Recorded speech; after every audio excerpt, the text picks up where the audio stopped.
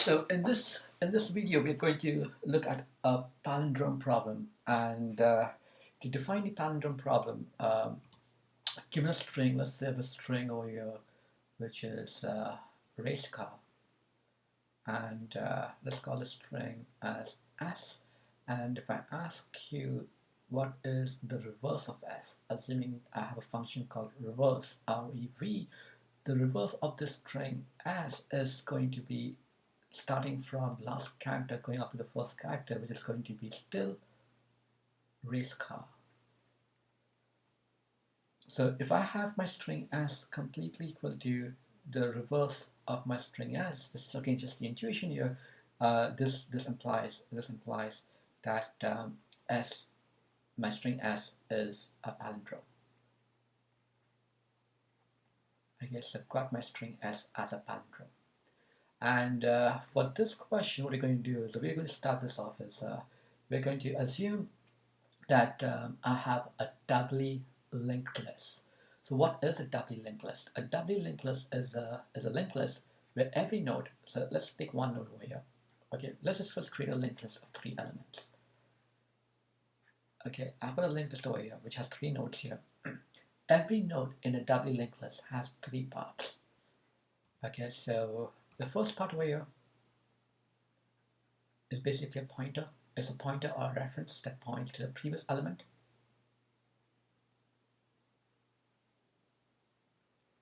And the next part over here, this piece in green, is a pointer or reference that points at the next element, the next node of my linked list. This points at the previous node of my linked list. This points at the next node of my linked list.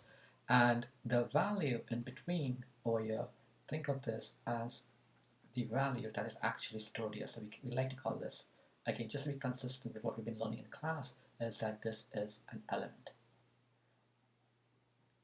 Okay, so think of this in this context when I'm talking about palindrome, where I'm considering a string as the element could be something of a character. This has a type of a character. The previous is basically a reference that has a type of a node, and next is another reference that happens to point at the next node, but again the type over here is next as well. So given this linked list here, and the same idea occurs for every single node. A doubly linked list is a linked list where I have a head pointer that points at the first node of my linked list. Next over here points at the next node of my linked list, and so that's how this goes. And the previous pointer of this node will point to the previous node of my linked list, and the next of my last node over here is going to point at none because I have no more elements after the last node here. And in this case, the previous of the first node is also going to point at none. Okay, so let's just give some characters here. So let's say this is the character A. Okay, inside here I've got the character A. Here I've got the character B, and let's say I've got a character C here. Okay, so the string I'm starting off here is with A, B, C, and the reverse of A, B, C is C, B, A. That's S. This is the reverse of S, and I know that S and reverse of S are not equal to each other, meaning this is if I would write a function that takes as an input a doubly linked list, it should give me back a false. Now, to get the intuition, to get the at least the basic mathematical insight on palindrome and how to frame this recursion, I recommend watching my video on the intuition on palindrome, and watch that video first. After watching that video, it'll make a little bit more sense as to how I'm going to frame my solution here in Python. So given that, let's just put a solution together here, and what I'm going to do at this point is let's create a function definition. So I'm going to say my function over here is def is Again, I should maybe call this a lowercase I here, just to be consistent with our naming code conventions. Is palindrome, which takes in as an input, it takes in as an input a node, it takes in as an input a node head, and it takes in as an input some node which is my tail here. So this, remember, so the way I'm framing this problem here is I've got my another node here which is my tail. This is my tail here. Okay, so my function takes in a head and it takes in a tail. It takes in a tail, and just one other thing. This is also going to take in the problem size n, where n is the problem size of my problem. In this case, the size of my linked list. Okay, so given a head, given a tail, and given the size of the linked list, I need to find out whether this function can give me back a true or a false, telling me whether my linked list is a palindrome or not a palindrome. So let's just put some kind of a. I'm going to be as consistent as possible with Python, but because I don't have an IDE here, I might make some silly syntactical errors, but just try to ignore them. And I highly recommend that you take this code that I'm producing here and actually type this out on PyCharm or some kind of an IDE, so that you get a good practice as to how to do these problems. Okay, so my base case over here is going to be if if my length n, in this case this is n over here, if this n is equal to 0, or I have my n equal to 1, in which case I'm just going to say return true, meaning any linked list, any doubly linked list which has a node which has a linked list of size 0 or size of 1 is a palindrome by itself. Meaning if I have a linked list which is one node, right, just one node where this points at none, the previous points at none, and the element in here, let's say, is a, then this linked list, because I just have a character a, right, reverse of a, whatever is a is going to be equal to reverse of that string a as well, meaning this is a palindrome. It's a palindrome here. Otherwise, if I have a doubly linked list that has some n greater than 1, some n greater than 1 here, then the way I'm going to put this forward is a very good formula. This is, I'm going to say at this point, else I'm going to say return back, return over here whether whether my head, whatever is the element at head, meaning how do I extract this element out from head? I'm going to say head dot element. If I say return head dot element, if this is equal to tail dot element, meaning the first character of my doubly linked list is equal to the last character of my doubly linked list. Both of them are equal to each other. Okay, if this condition is true, if this is true, and the other part is whatever in between is true, whatever in between is also a palindrome, meaning this piece, whatever is doubly linked list in between, if that is a palindrome and the first node and the last node are equal to each other, then the entire doubly linked list is a palindrome as well. So, and I'm going to say, and is, I'm going to call a recursive function is palindrome. Now, what is the subproblem here? The subproblem here is I'm going to make my head move towards the next node over here, because this has been checked. This is already done. This is already done by these two statements, right? The head.element and tail.element. What is remaining now is whatever is after this element, meaning head dot next, okay, and the tail is going to be whatever is before the tail here, meaning tail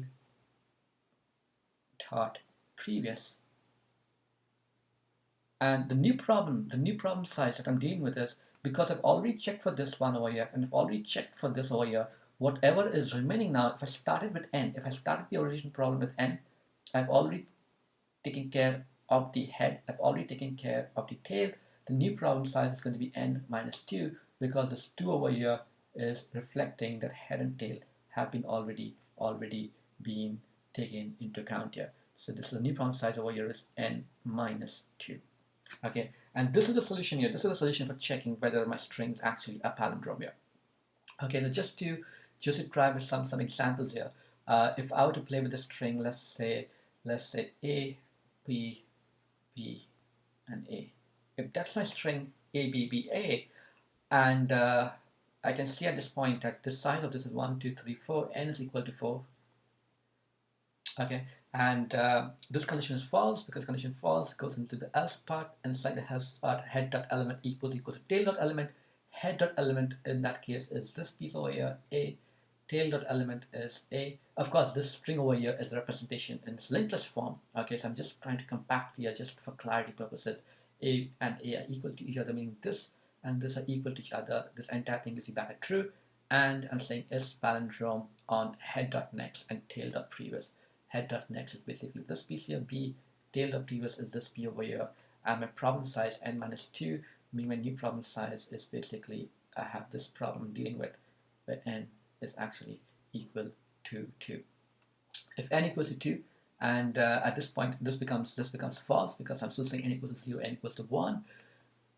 Head dot element equals to tail dot element. Head dot element is P, tail dot element is P. Both are equal to each other. And is palindrome on head dot next and tail dot next here. Okay, so what's head dot next going to give you and what's tail dot next going to give you? Given this picture over here, head dot next is going to be this element here, B. Tail dot previous is going to be this element, B again. Okay, but the problem size n now has become minus 2, meaning this has become 0. Remember, at this point, when I move from n equals to 2 to n equals to 0, there is a crossover effect. My head, which is moving in this direction by using next, and my tail that is moving in the other direction using the previous, at some point they have crossed over, right? Because they've crossed over, I still have head dot next pointing at B, but this B over here is this B right there. Okay, just so that we are clear, this B that I'm talking about at this point is this B over there, and the B that I have over here is this B right there. Okay, so n equals to 0. What does n equals to 0 give you back? N equals to 0 gives you back a true. Okay, if n equals to 0 returns back a true, then my stack trace unwinds, and when it starts unwinding, I return back a true, and that true gets returned back to the outer stack frame. Okay, and finally when I come back to my original string A B B A, this has the entire string being a palindrome. Okay, so again, if you like me to do this, just work this out a little bit more clearly, let me just do this part again. Yeah, just in case if I wasn't clear earlier, let me just take the liberty to do it once more. Okay, so to do this, what I really need is I need eraser tool. So that's my eraser right here, and I'm going to let's just get rid of this piece again. I don't need all of this here. Okay, so let's just get rid of everything over here, and let's just do this once more with a little bit of clarity. Okay, so when I call this palindrome for the very first time, when I call is palindrome for the very first time on the string A, B, B, A. Okay, what happens? My head is pointing over there. My tail is pointing over there. Okay, and what is n here? N at this point is 4. Okay, n at this point is 4. Okay, is n equal to 0 or is n equal to 1? Return true. But this condition is false because n is clearly 4 there. Right? N is clearly 4. Because n is 4, the else part executes. Head dot element equals to tail dot element. What is head dot element? Head dot element is A. What is tail dot element? That's A. Head dot element equals to tail dot element. This entire thing, this entire piece over here becomes true. Right? This becomes true, and I'm calling the function again. So for the first time when this palindrome gets called, what I have here is, just to keep a note here, what's going on is I have head.element equals to tail.element, meaning I have this entire thing as true, and I'm calling my function again, is palindrome. At this point, my function gets called again. I'm just putting a box there. Because this box means a function gets called again, I have on my stack, is palindrome getting called again.